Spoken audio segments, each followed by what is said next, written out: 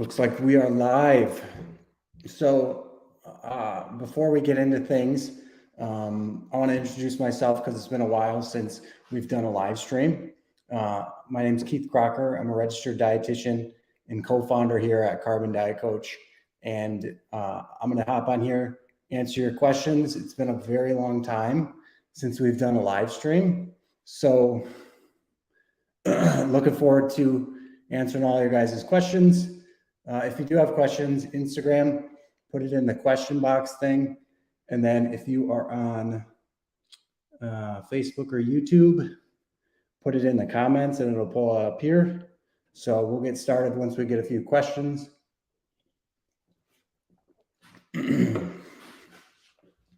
Let's see. About time. Yeah, it's been a very long time since we've hopped on here and done a live stream.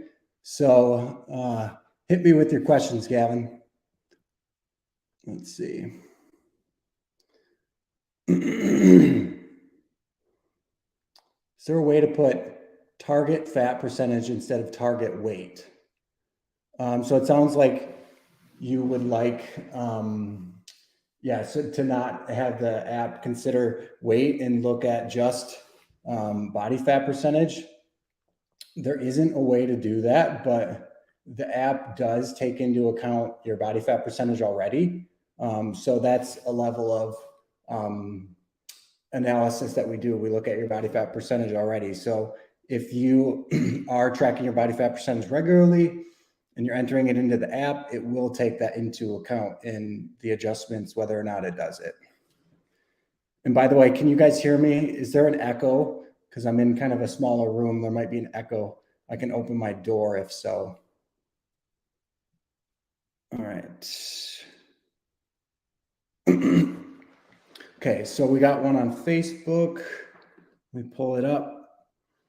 Started creatine, gained about 4 pounds in a couple weeks, which is normal. Diet is kept the same. Is this customary? Yeah, it is very normal for you to gain weight when you start taking creatine, just because your body is going to store more water inside of your muscle cells. So that is completely normal. So I wouldn't worry about that. A little echo. Let me try to open the door. Maybe that'll help.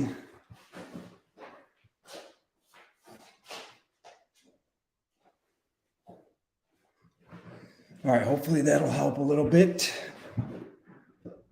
All right. Okay, good question on Facebook. So hop back over to Instagram, see what we got here. If you have a client go way over for a day or a week or more, do you cut calories in the next few days, or do you just do your best to get them back on track? So that sounds like it's more of just a general coaching question and not necessarily about Carbon Diet Coach, but I can certainly answer that.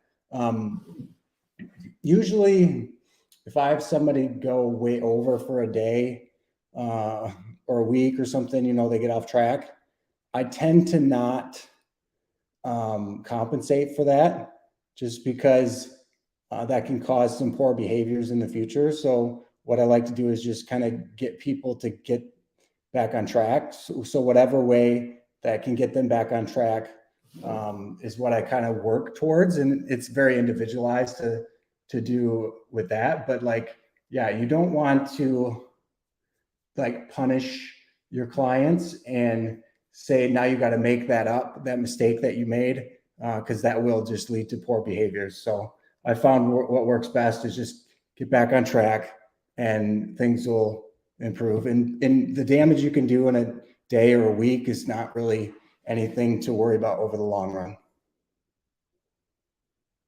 All right.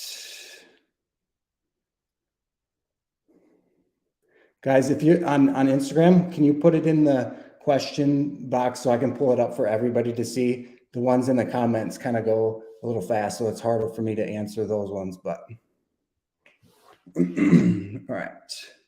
Facebook, YouTube, everybody doing good over there? No questions over there?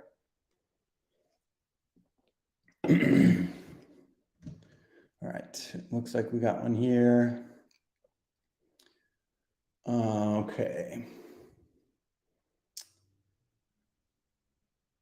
All right.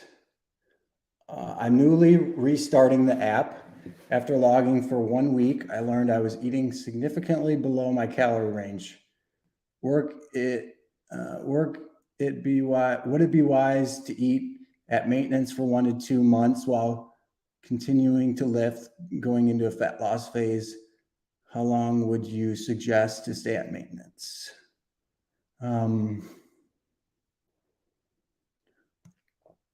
So I think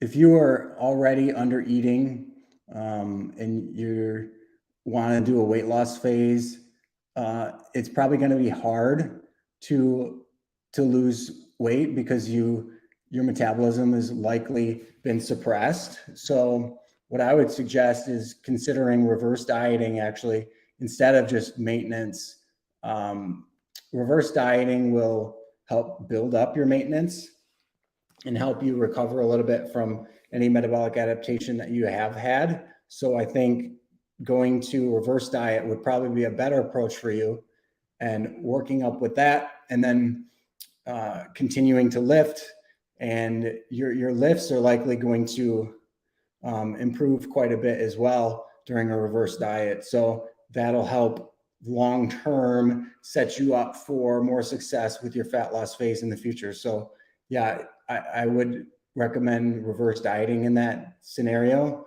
And the length at which you would need to do that, it's pretty individualized, but the app will tell you when it appears your metabolism's in a good place.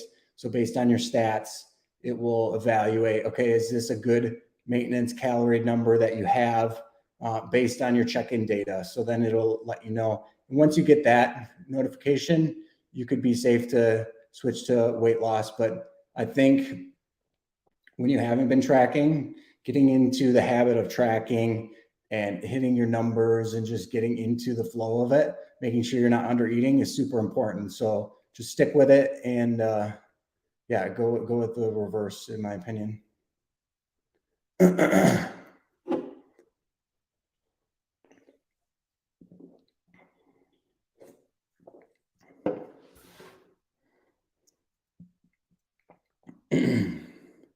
Okay, related to question about creatine, pounds were up after starting taking it for a week.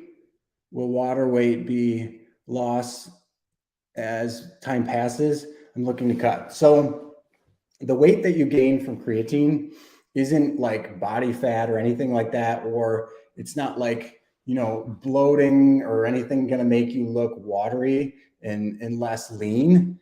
Really what it is your muscle cells are just going to hold more water inside of them. So it's not like you're going to look, more fat. You'll actually look leaner when your muscle cells are fully hydrated and you are taking creatine. So I wouldn't worry about the weight per se that you gain from creatine. And that weight that you do gain is going to stick around for as long as you take the creatine. So if you stop taking it, you are going to go back down to more of a baseline weight. But if you continue taking creatine, you're going to stay at that hydrated level, the fully saturated level, and your weight is going to be elevated a few pounds from your non-creatine taking weight, if that makes sense. But overall, I wouldn't worry about the weight per se. Just continually take creatine and not worry about it, in my opinion. Okay.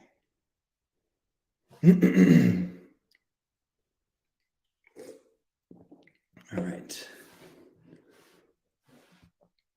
Anything on Facebook or YouTube? Don't be shy. Put it in the comments and I'll answer it.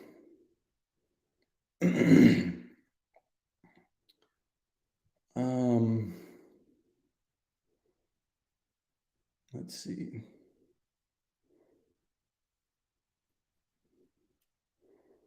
So I've read one should aim for calorie deficit of 25 to 33% for 1 to 2 weeks, followed by maintenance caloric intake for 1 to 2 weeks. Thoughts? it's just the way that you go about it isn't really that important. That's just one protocol that somebody might do to lose weight in a way that they find sustainable.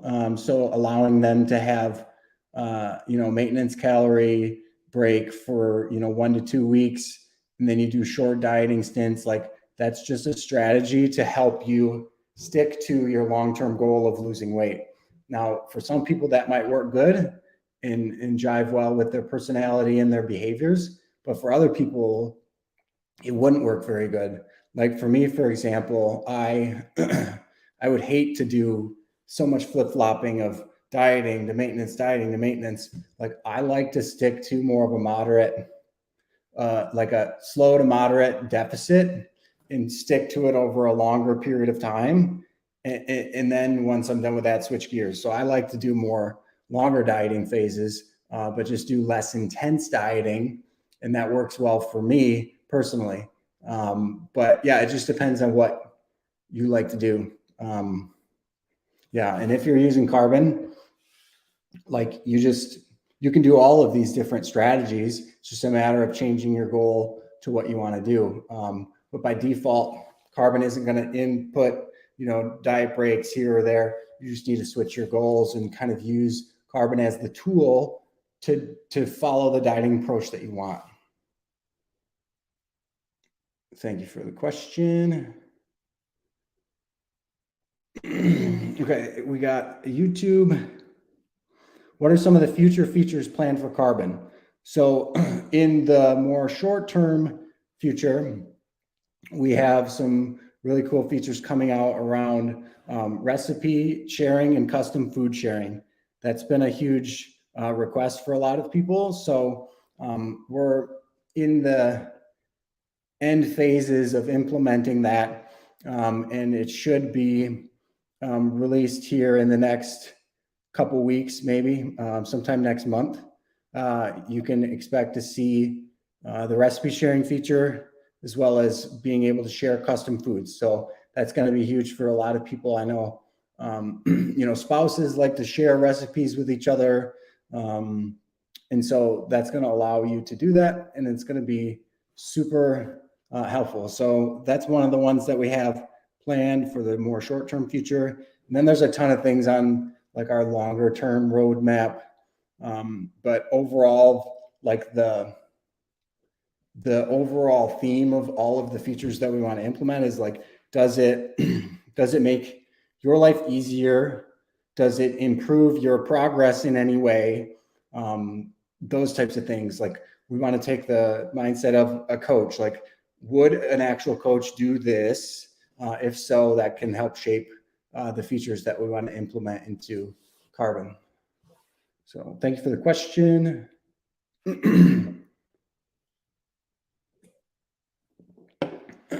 Okay.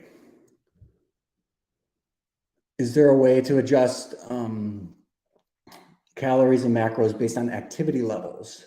You can, so there's a few things. Like we have a calorie planner feature that you can plan out your week and budget calories based on how active you're going to be and plan to be. So like you don't have to have the same macros every single day. But if you're asking about your actual targets changing daily based on how many calories you burn, that isn't something that we have in the app nor recommend doing, just because a lot of the activity trackers are super inaccurate with the amount of calories that you actually burn. Your body is super adaptive. So a lot of times, the estimate is going to be way off because your body has adapted to become very efficient with what you're giving it in terms of food and activity. So what those things calculate out on paper and think you're at, you could be far different from that. And that can really throw off the coach in a way that we don't want to implement. So we basically take the approach of, with carbon, we know how much you're eating based on your macro targets and whether or not you're compliant to it. And then we have the other side of the equation where we see what changes are happening to your body weight over time and body fat. With that information, we can deduce what kind of adjustments that we need to make to get you progressing at the rate that you actually want to progress at. And that's going to be the most surefire way of getting accurate diet macros and adjustments and all that stuff. And so we don't want to introduce activity tracking in terms of changing your daily macros, if that makes sense. But if you're looking from a budget standpoint, check out the calorie planner. That's a super easy way to take your average macros or to take your total budget and adjust it each day. So if you want a high day or low day, you can do that very easily with the calorie planner. All right. Good question.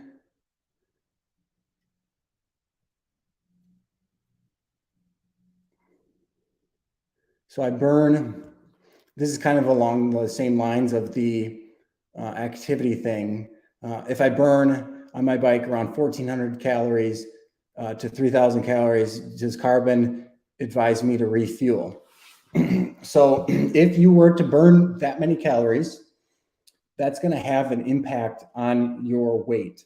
And we're going to sense that impact that it's had on your weight, and then we will adjust accordingly to your diet. So like at your next check-in, if you've lost more weight, for example, if you're on weight loss, if you've lost more weight than what you should, because you burned an extra 3,000 calories, the coach is going to adjust that and bump your calories up the next week. So it's not going to keep you low if you're burning more calories and losing more weight. So it's very adaptive in that sense. It doesn't need to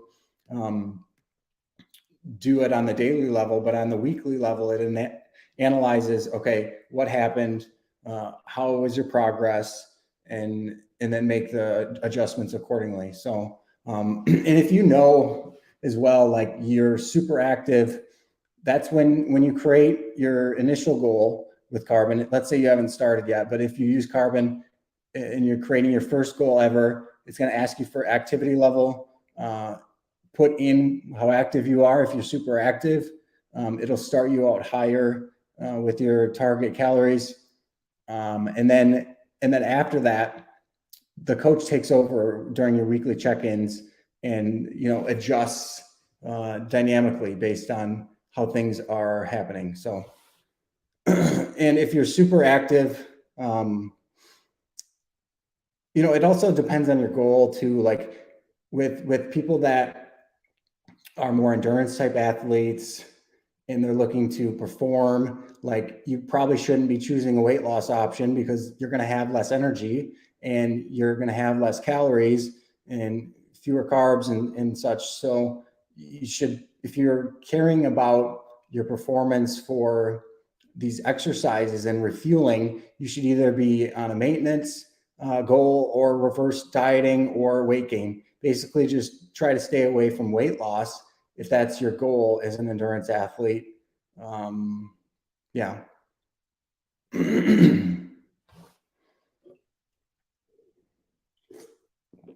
How do I add a food item that isn't in the app? Example, sub a gluten-free bun in a Starbucks breakfast sandwich or gluten-free large donut from a coffee shop. So if there's not an item in the app, it's very easy to still track as long as you know the nutrition information. You can create a custom food in Carbon. You can also do a quick add, which is super convenient. You can do either of those ways to input food that's not in the food database. And if you create a custom food, like if you plan to track it again in the future, just create a custom food. If you just like quick one time, on the go, you can just quick add macros and move on with it. But in terms of like a food item, if you are like subbing a certain thing on the food, that's going to alter the nutrition information. And then if it was in the database, that's not going to be super accurate in terms of what the nutrition information actually is. So at that point, you could, break it more apart and, track the bun separately as something else. And then if it's like egg on the sandwich, you can estimate the egg. There's a lot of ways to go about it, but custom food and quick add is going to be your friend. I use them. I basically quick add on the daily just because it's super easy for me to do that. Why would my calories increase? Why would my calories increase after check-in if I didn't lose the 0.9 per week goal set by the coach? So it depends. If the coach increased your calories and you're on weight loss, that means that your average progress over a certain amount of time is higher than what it needs to be. So that's why it's increasing your calories, because you lost more weight than you should. Now, if it sounds like you're looking at more on the weekly level of you didn't lose the 0.9 per week, but if you were to average out your multiple weeks since you've been on the goal or whatnot, that's more indicative of needing an adjustment or not. It's not the short-term weekly fluctuations, because there'll be some weeks where you don't lose enough, and then there'll be some weeks where you lose a ton. That's kind of how weight loss is. It's not super linear all the time. So if we were to adjust every single week based on those large swings, your macros would go all over the place. And so we really are trying to get you to actually progress at the rate that you want, which is going to be more looking at averages and trends. If you're using the new trend weight feature, that should do an even better job at making sure your actual weight is you're actually progressing at the rate that you have set. It's smarter than the default way of using carbon. And if you want to enable that, you can go to settings. In the experimental settings, we have the trend weight feature. You can activate that.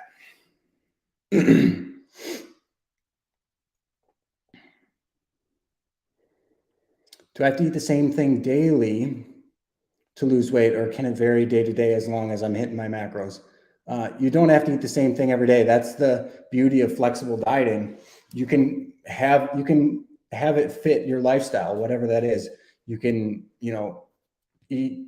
You can even follow like a meal plan while doing flexible dieting and macros.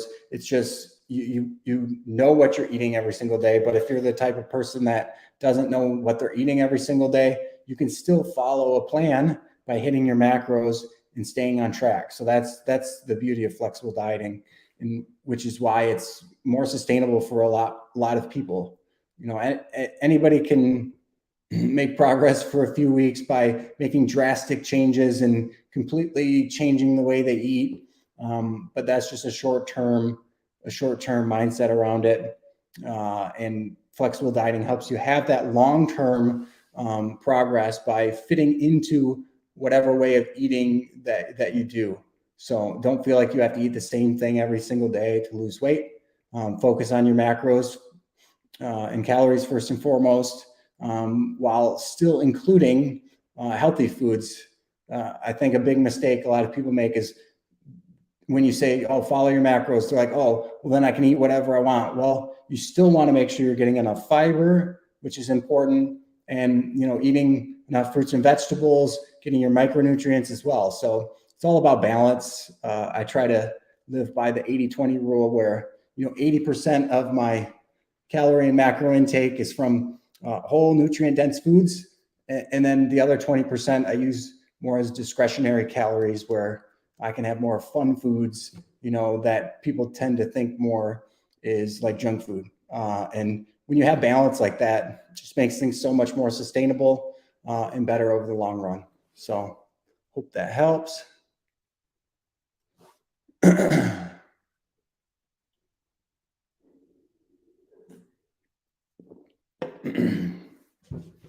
Will a carb cycling feature be added? So right now we have it where it's more calorie cycling, and then that is based on whatever ratio you have your diet preference set at with carbon. And there was reasoning behind why we did it that way. If you're constantly fluctuating the ratio of carbs and fats in your diet, you're going to have more chance of water fluctuations and just weight things, weird things happening with your weight. If you're having, lower carb one day and then higher carb, you're kind of going to be all over the place with like weight, and it's going to be a lot harder to pick up what's actually happening if you're not consistent with the ratio in your diet. And so we set the ratio, the macro preference ratio, based on, we recommend you set it based on how you typically like to eat, the foods you typically eat. Like if you were to just eat, like what do you gravitate more towards? Carbs, fats.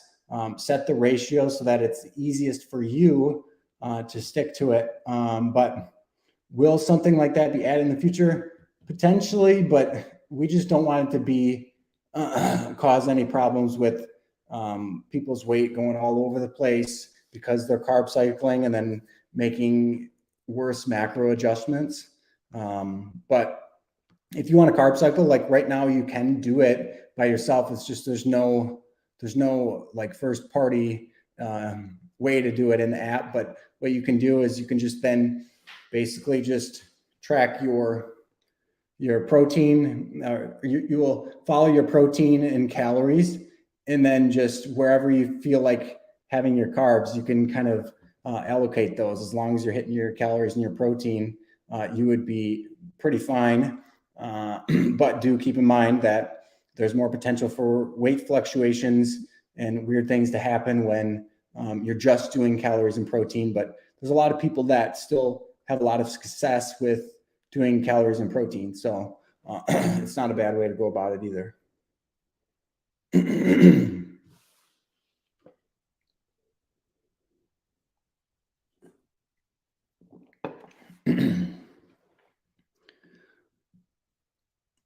Erie on YouTube. Thanks for the answer. I love Carbon. It's an amazing app. It's been a tremendous benefit to me in my fitness journey. That is amazing. Thank you so much. I'm happy to hear that it's been so helpful for you. That's great. Let's see. I had one here. Okay. Just hit my goal weight on 1.5 pound per week loss, but want to do another fat loss phase. So I was thinking to restart the coach on 2 pounds a week to move things a little faster. What you reckon? I'm more of a slow and steady type of guy. I think anybody aiming for 2 pounds a week loss is kind of, unless you're, very big, but like 2 pounds a week is pretty fast. Like I would never try to lose 2 pounds a week just because that would be miserable. But I typically say go slower and just, have it take a little bit longer. Like what's most important is like sustaining that over the long term, whatever you do lose. So if you take an extreme measure to lose it, then it's going to be more easily for you to bounce back to where you were before. So the more conservative approach you take to your weight loss, you're building up these habits, you're doing all these things, and it's going to make it stick around a lot longer and hopefully be something that, you can sustain for the long run. Not necessarily staying in a deficit for the long run, but I'm saying sustaining whatever weight loss you did have during your fat loss phase. So, but congratulations on hitting your goal weight. That's amazing. Do you, you hit your goal weight. So do you have a new goal weight you're aiming to go for? Or are you kind of not sure what to do next? Like if you hit your goal weight, like I think that's a good time also to take a step back, reverse diet, kind of undo any metabolic adaptation that's happened during your dieting phase to kind of set you up for more success. Again, the next time you try to lose a little bit more weight. You always have to keep in mind your metabolism and the long-term ramifications of doing certain things. So it never hurts to work on your metabolism for a little bit and then hop back into things. All right. I'm not sure what that is. Let's see.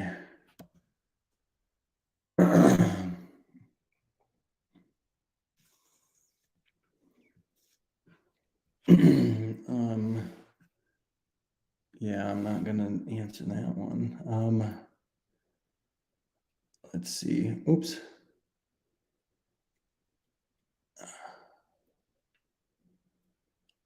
All right. I love your videos. Very informative. I have PCOD and I'm trying to, I'm assuming you mean PCOS, and I'm trying to lose weight. Should I be cutting out all sugary stuff, dairy and bread? How to help with cravings? So I think whenever you say cutting out all of something, I think that's a bad approach for anybody really. Like if you're cutting out things that you enjoy, how long are you going to be able to stick to it realistically? You know, I think you don't have to go overboard with things, but cutting out things completely is a bad approach in my opinion. Include things within moderation, while sticking within the dieting confines that you need to. For example, if you need to lose weight, you need to make sure you're eating in a calorie deficit. It's a good idea to make sure you're getting adequate protein. So whatever weight you are losing is coming from preferentially body fat versus lean body mass. So your calories, super important, most important thing for weight loss, you know, and then protein, very important as well to make sure the weight loss is coming off from the right areas. And then after that, you know, food choice and those types of things make much less of a difference in terms of your overall progress. Now, if you do have a medical condition, it's best to consult with your doctor on certain things and certain foods and whatnot and how you should structure that. But if you want to lose weight, follow the tried and true methods of creating a calorie deficit and making sure you're eating adequate protein. That's going to get you very far. Yeah. So should you cut things out completely? Probably not. Should you reduce sugary stuff? And for example, yeah, you probably should if you're excessive with it. But you know, all sugar is also not created equal. For example, like, you know, added sugars versus sugar you find naturally in fruits, like they're going to have different effects on your body. And so lumping sugar in as one thing, it's not just one thing, you know, it more comes down to food choices. So just make sure you're making good food choices most of the time and stick to a calorie deficit. All right. When should you not use the trend weight feature? Since I stopped using carbon for 2 months. You shouldn't use the trend weight feature. The way that we designed it, it's going to be better for basically everybody, but maybe don't use it if you are the type of I think it'd be more like a psychological reason. If you're the type of person that so trend weight is going to be predicting your basically predicting what your actual weight is at any point in time.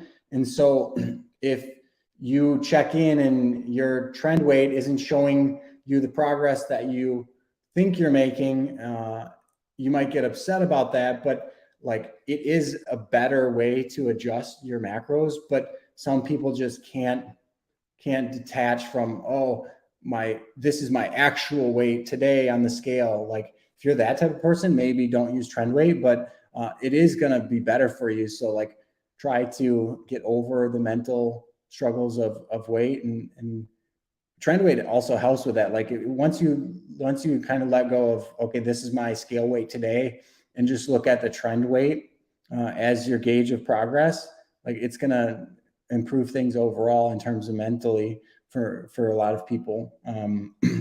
Any other reasons for not using trend weight? It's experimental still, so it's not in as like a default, and we are making changes, adjusting things before we do release it out of experimental, but that shouldn't really be a big deterrent for people having it be an experimental. Yeah, overall, I'd say trend weight is way better, and everybody should at least give it a try, see how their progress is compared to the default way of adjustments. I personally love trend weight, have been using it ever since we implemented it. And yeah, so give it a try. Let us know what you think. You can always send feedback on those features in the app. There's a way to send feedback on trend weight. So when we hear more feedback on it, that helps to dictate the changes that we make to it and stuff. So if you want to help us, make trend weight rock solid, give us your feedback. We love to hear it. Trend weight option has been huge for me in my progress with weight loss. I did not see such a great progress until I turned that on. So that experiment is working. That's awesome to hear. Yeah, it really is a much better way to do things.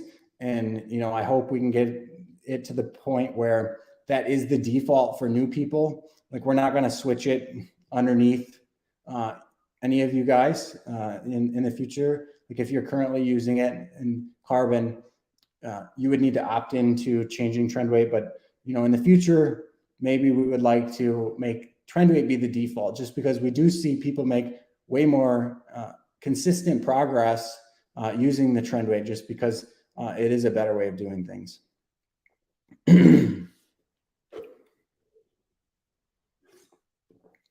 Okay, let's see.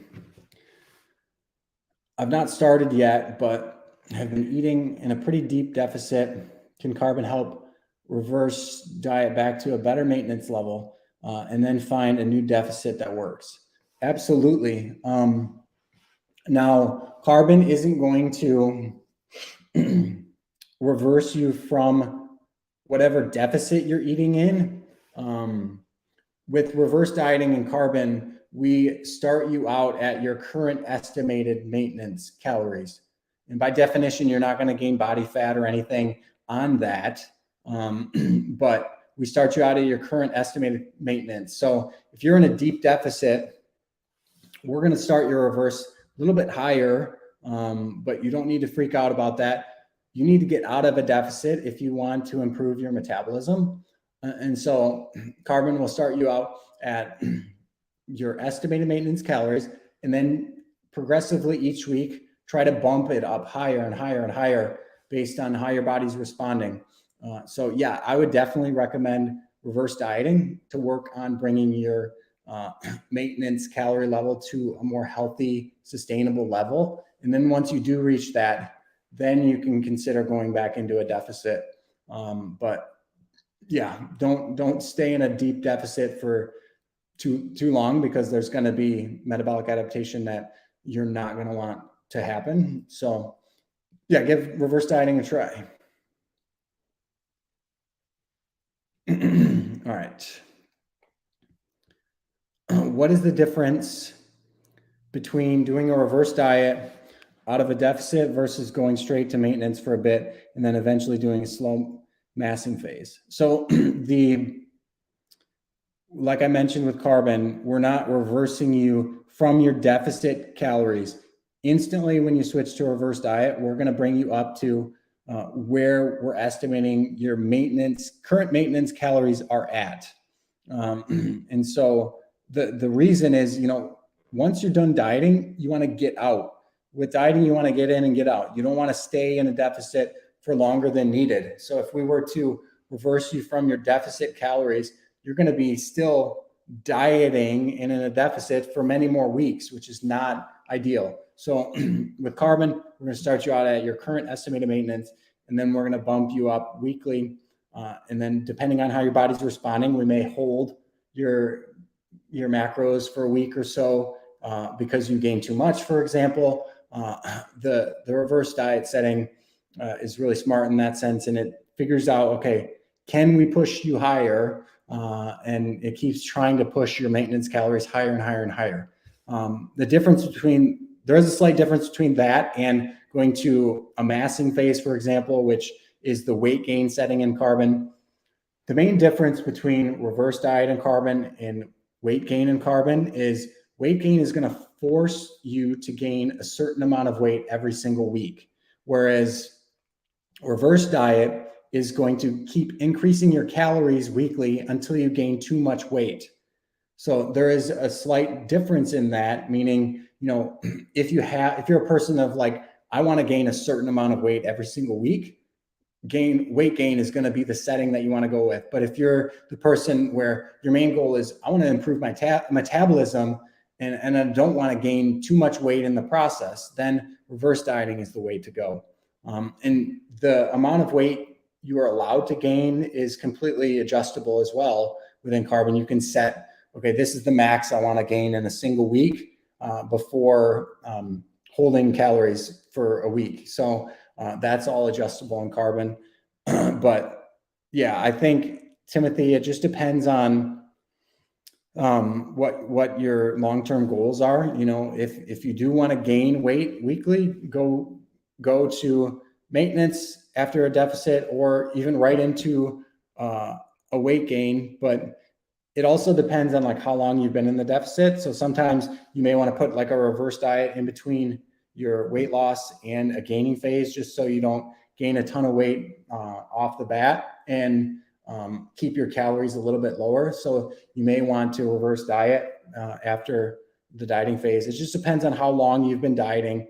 And since there is a lot of nuance in that, like, we have an amazing support staff that can help you work through these kinds of scenarios specific to you, which is insane value for $9.99 a month subscription with carbon. Like, you have access to support that can help you work through these and make decisions based on your data and your needs. So do reach out to support if you guys ever have questions about things and what to do for you. They are amazing. All right.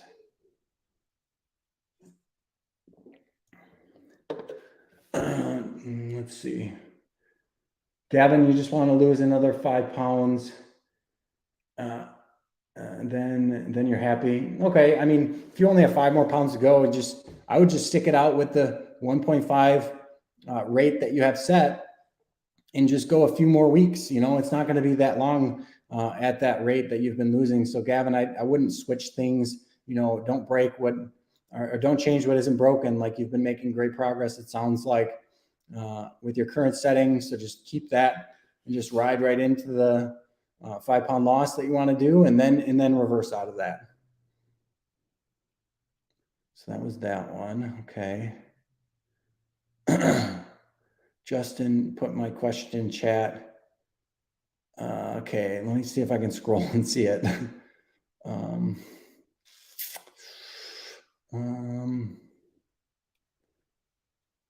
Okay. I noticed when, well, it's jumping around. Okay. I noticed when setting up my goal, fat loss, the app would calculate my macros, but it makes my daily calories too low, about 1900. And I train 5 to 6 days a week. That doesn't feel like enough calories. So, you never know until you do it. There could be a scenario where maybe you put in some inaccurate information that's giving you some lower calories. If you just want to start higher and have the coach figure out where you're at, you could just put in, that you're more active, and it's going to start you out a little bit higher. But a lot of times your initial starting macros are going to be very dependent on how fast you're saying you want to lose.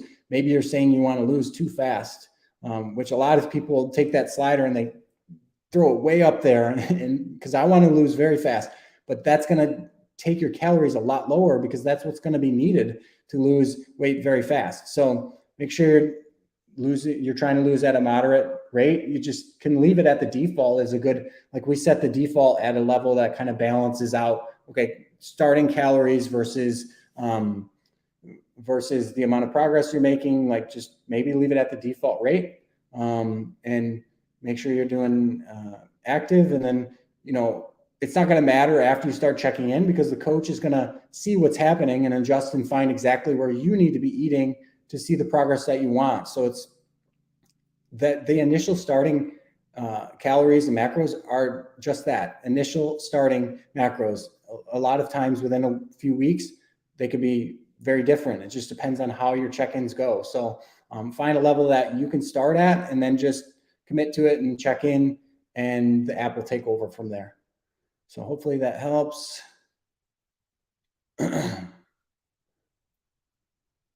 Okay. So that was that one. 1 second. Let's see.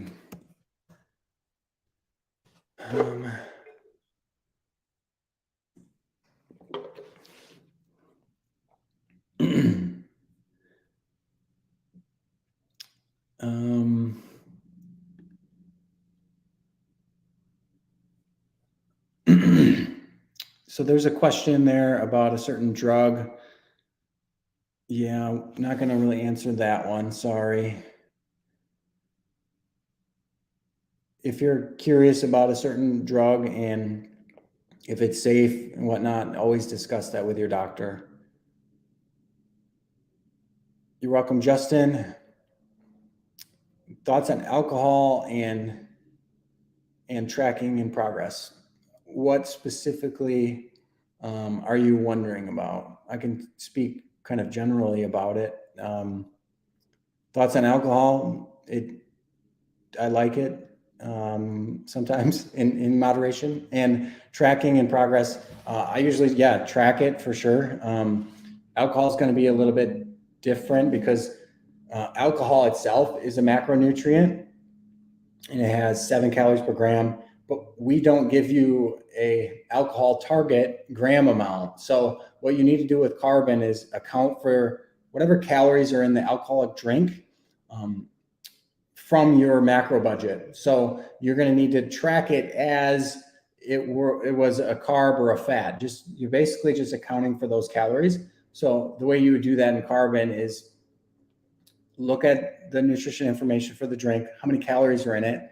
And then if you want to account for it from carbs, you would take the alcoholic drink calories divided by 4, and that gives you how many grams you need to track for that drink. And I just usually quick add it. You can just quick add, how many ever grams of carbs it is. You can even create custom food.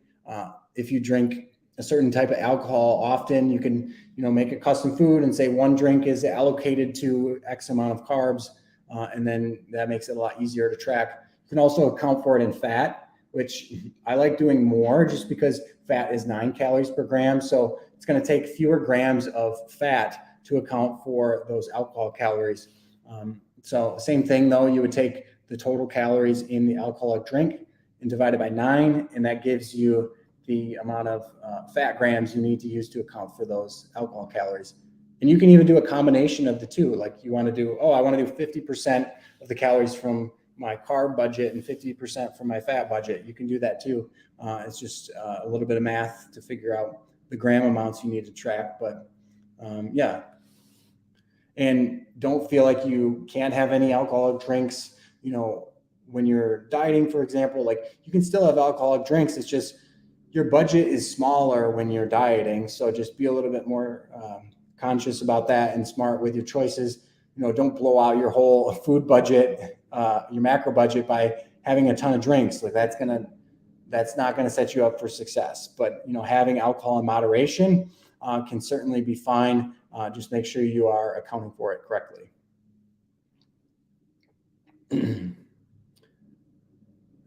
how to match a meal plan with carbon, how you plan. So if you were to have a meal plan already that you want to, so yeah, if you have a meal plan already that you want to just track, you could basically create a whole day with all of the items of the meal plan, for example, and then you can just copy that over daily. And with the copy day feature, you can copy all the meals for a whole day, and you can just continue to copy that every day. And then having all those individual items in there allows for you to easily fine tune things if you need to. So like, because it's very hard to always completely stick to a meal plan for, a longer period of time. There's always going to be adjustments like, oh, I don't have this food in the house, so I need to eat this instead. Like if you have all those individual items tracked in Carbon, you can make those adjustments as needed. Yeah, so just track it in Carbon. You can even make like a custom, you can make a recipe, or you could even put all the macros in as like a custom food. It just depends on how you want to go about tracking it, but you can still follow meal plans and use Carbon. Hopefully that makes sense. Okay. Steve, I quit alcohol this year and I feel like it's really made a difference. Yeah, I mean, it can. Like, alcohol tends to also not lead to the best food choices. So like, if you're drinking alcohol, it lowers inhibition. You're going to be much more likely to, just eat a whole bag of chips, for example. Like it's going to be harder to stick to a plan if you're drinking alcohol, just from that standpoint. So if you're the type of person that whenever you're drinking, you want to, eat a bunch of junk food, like that's going to be very hard to make progress for sure. So some people, if it works for you to quit alcohol, yeah, that's good. Some people can enjoy it in moderation and be fine. But glad to hear that sounds like you are making progress now. Good progress. And so quitting alcohol was successful for you. What type of diet, eating style do you think is best for a performance-based athlete? So I would say you need to look at it from a short-term and long-term mindset at the same time. And that's going to dictate a lot of how you structure your diet. So from a short-term mindset, that's where you want to think about what food and way of eating is going to help me perform the best, in my next session, for example, or, in the short term. So you want to make sure you're prioritizing the right things there, like making sure you're eating plenty of carbohydrates, you're refueling after exercise. All these types of things in the short term can really affect your performance. So don't go, for performance-based athletes, low carb is probably going to be a bad idea. You want to make sure you're eating at least moderate carbs, but some athletes, even high carbs. It just depends on how much you're depleting throughout your exercise. Because you want to make sure you're refilling whatever you depleted, and you want to make sure you're topping off, your glycogen, so you're fully stored of glycogen by the next time that you do the same activity. So carbohydrate, is going to be very important for that. Now, the long-term perspective, it'll depend on what type of athlete you are, but a lot of times more muscle is going to help you perform better in whatever sport you're doing. And so your long-term perspective needs to think about, okay, what is going to help me increase my lean body mass over the long term? The macronutrient in the way of eating that is most likely going to do that is a higher protein diet. So you want to make sure you're prioritizing protein as well for that long-term perspective. And then your training is going to dictate a lot of your muscle building and whether your body needs to build more muscle or not, because that's the catalyst for building muscle is, the weight training that you're doing. So yeah, you got to think like short-term, long-term, what's going to set me up for success. And then even like your dieting approach in terms of how you structure things. Like if you're a performance-based athlete, you probably don't want to be dieting all the time. You probably want to spend most of the year, if not multiple years, in at maintenance or even in a surplus, to help optimize things and to help you perform better over the long run. So yeah, a lot of things specific as well to what type of athlete you are and whatnot, but those are some general ideas to get you to start thinking about what you need to do and how you need to structure your diet.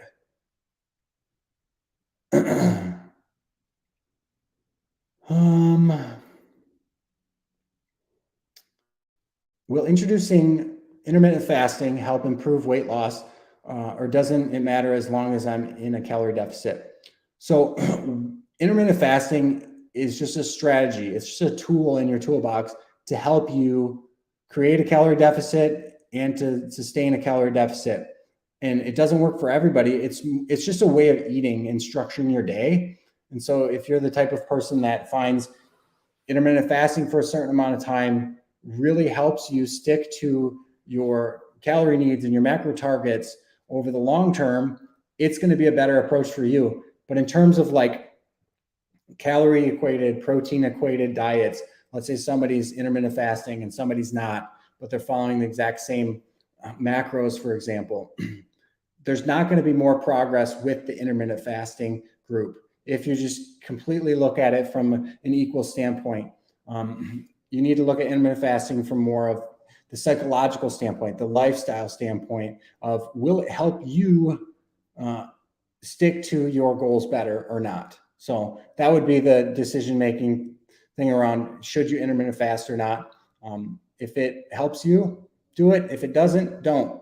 Personally, I don't like intermittent fasting, so I don't do it. But there are a lot of people that find it helpful for them based on their schedules and whatnot as well. So you can give it a try, see if it's helpful for you, but don't feel like it's something that's magic that's going to help you lose more weight and body fat, because it won't. All right. Couple more minutes here. So maybe let's see. 2 more questions probably.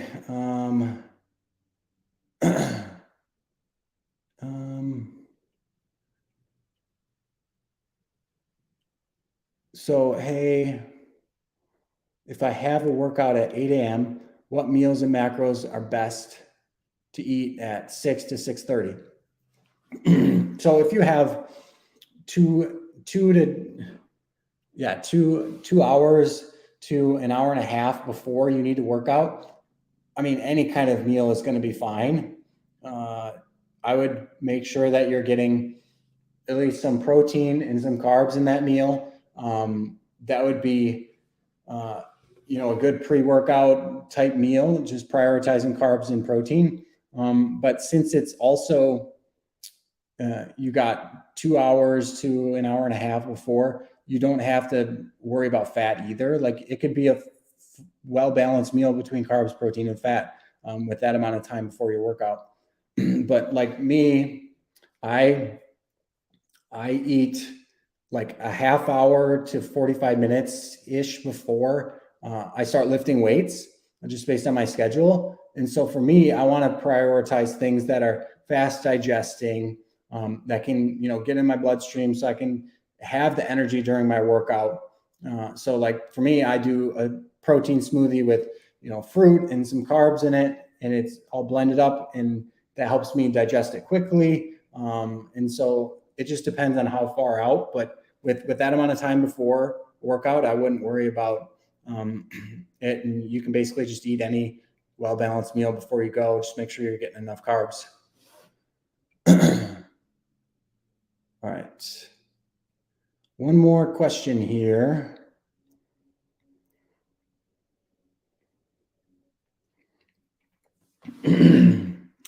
All right.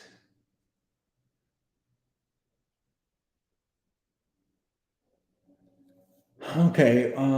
What do you guys recommend for people when they're new to dieting, when trying to lose weight? when you're new to dieting, really you need to work on the habits that are going to make you successful over the long term, because that's going to be the most important thing. Whenever you're new to something, you're learning new behaviors, you're learning new skills. Like, don't get discouraged by things when you're new. It's going to take time. Don't feel like you have to be perfect off the bat. Be forgiving of yourself. Just show up every single day, do what you need to do. Try to improve day to day. So like if yesterday, you had a bad day eating, like don't dwell on that. Move on today. Let's make today a good day. So I think new people just need to be patient. A lot of times people have expectations around weight loss that they can do it quickly when they do start it, and that's often not the case. It takes time to make meaningful change. And so just be patient. That's like literally the most important thing, is be patient and trust the process. Make sure you're following a good approach to dieting. And with Carbon, I mean, that's what we're doing for you. We're taking a lot of the hard part out of that. We are giving you the roadmap. We're giving you the game plan. And then basically you just got to execute. And so we try to make things as simple as possible for you. So yeah, be patient, trust the process, use Carbon if you aren't, and you'll be successful over the long term. You're welcome. All right, I'll do one more and then I'm hopping off. Okay, Ricardo on YouTube, please talk about the effects of eating a lot of fiber on weight increases. I eat around 80 grams of fiber per day, and when I check in, my weight increases and Carbon will decrease my calories. So if your baseline is 80 grams of fiber, that basically that's not going to then cause weight fluctuations. If you're eating outside of what you're normally eating in terms of fiber, then that's what's going to cause fluctuations. So if you're eating lower fiber and then you all of a sudden increase to 80 grams of fiber every single day, which is a lot, you're going to notice a lot of weight gain there, because there's going to be a lot more fiber in bulk in your digestive tract. So you're going to weigh more. And so you just be consistent as well. Like, this is another thing, like consistency is very important. Be consistent with the amount of fiber you're eating so you don't have weird things happening to your weight. And I think 80 is a lot. For most people, like, 30 grams of fiber is a good goal to shoot for. Or you can even base it off the total amount of calories that you're eating. So like multiplying your total calories by 14 or 15 grams. 14 or 15 will give you the grams of fiber that you should shoot for fiber. But don't overdo fiber. That could just be, a recipe for disaster in terms of your GI and gut health. Like, that's a lot to put on it. And so, weight increases from fiber really are around the change from what you're normally doing. So if you're worried about weight fluctuations from fiber, be consistent with your fiber intake. Set a goal for yourself and make sure you're staying within that goal and not having it fluctuate a lot on a weekly basis, even daily basis, to be regular and to have regular bowel movements. Like, being consistent with your fiber daily is a huge contributor to that. So, all righty.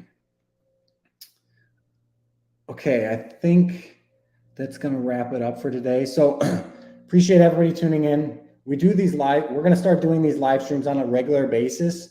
Again, I know it's been a very long time since we've done them, but we're going to be doing them regularly. Between Lane and I, we're going to be hopping on here. So look out for the next one coming. We scheduled them in advance, so you'll see a post that we're going to go live, in a week or so before we do it. And so tune in, get your questions answered. If you haven't used Carbon, give it a try. I mean, it's only $9.99 a month. It'll give you custom macros, adjust based on your progress. There's a lot of coaches out there that are doing what Carbon's doing for hundreds of dollars per month. So give Carbon a try. $9.99. You get access to our amazing support staff that can help you on your journey. So yeah, appreciate it. And if you do enjoy Carbon, it helps a lot to leave good reviews on the app stores. So we would appreciate if you left us a review on Google Play and the iOS App Store. That helps us a lot. So, all right, guys, appreciate everybody tuning in. Hope everybody has a great week ahead, and we'll catch you on the next one.